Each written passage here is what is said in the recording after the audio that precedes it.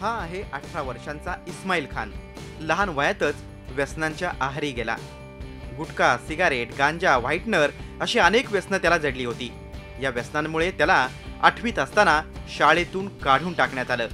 मात्र त्याला volleyball coach Jamshed Farooqui यांनी व्हॉलीबॉलच्या मैदानावर आणलं आणि त्याचं आयुष्यच बदललं। आज तो या व्यसनापासून दूर गेलाय, तो केवळ व्हॉलीबॉल या खेळामुळे। केवळ इस्माईलच नव्हे तर 13 वर्षांचा अफान मिर्झा आणि 16 वर्षांचा खुर्शीद खानलाही व्यसन होतं। ते देखील आज व्यसनांपासून दूर गेलेत।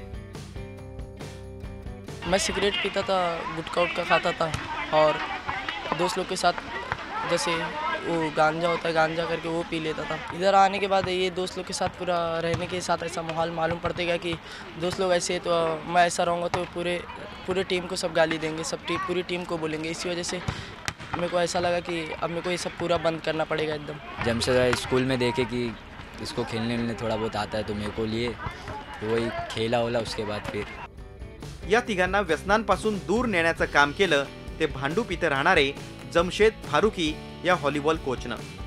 फारुकी यांनी व्यसनांच्या आहारी गेलेल्या मुलांचा शोध घेतला आणि त्यांना व्हॉलीबॉलचं प्रशिक्षण द्यायला सुरुवात केली। त्यामुळे या मुलांची ऊर्जा आता योग्य ठिकाणी वापरली जाते। फारुकी सर तर त्यांना व्हॉलीबॉलचं प्रशिक्षण तर देतच आहेत, त्याखेरीज त्यांचा ते ब्रेन वॉशही करतात।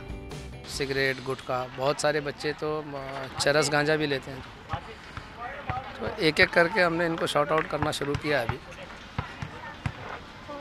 जब एक वो जैसे अच्छे प्लेटफॉर्म पे रास्ते पे आ गया तो हमने दूसरा बच्चा उठा लिया है, और ऐसे जब ये रास्ते पे आ जाएगा तो हम और बच्चे भी ले आएंगे इस तरह से। विशेष म्हणजे फारुकी मुलांकडून फी सुद्धा घेत नाहीत, उलट ते मुलांना मदत करत असतात।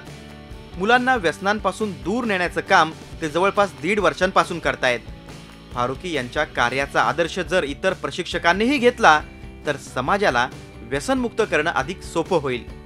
मेघा कुचिक, झी मीडिया, मुंबई। झी 24 तास रहा एक पाऊल पुढे।